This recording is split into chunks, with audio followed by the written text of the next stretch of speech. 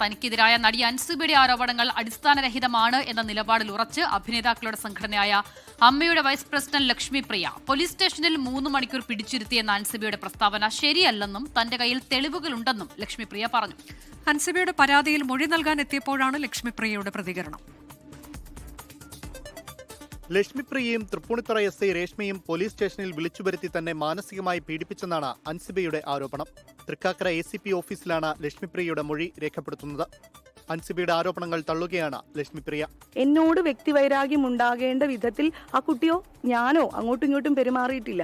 ഇങ്ങനൊരു മെസ്സേജ് അയച്ചത് എന്നെ ഒരുപാട് ഹേർട്ട് ചെയ്തു. എനിക്ക് ഒരുപാട് ബുദ്ധിമുട്ടുകൾ ഉണ്ടായി. അതുകൊണ്ട് മാത്രമാണ് ഞാൻ പരാതി കൊടുത്തത്. വ്യക്തികൾ തമ്മിലുള്ള പ്രശ്നത്തിൽ സംഘടന ഇടപെടേണ്ട ആവശ്യമില്ലെന്നും ലക്ഷ്മിപ്രിയ പറഞ്ഞു. പരാതിയിൽ ഇന്നലെ അൻസിബ തൃക്കാക്കര ACP ഓഫീസിലെത്തി മൊഴി നൽകിയിരുന്നു. അതേസമയം ടിനി ടോമിനെതിരെ അൻസിബ അമ്മയിൽ നൽകിയ പരാതി ഇതുവരെ പരിശോധിച്ചിട്ടില്ല. 24 കൊച്ചി.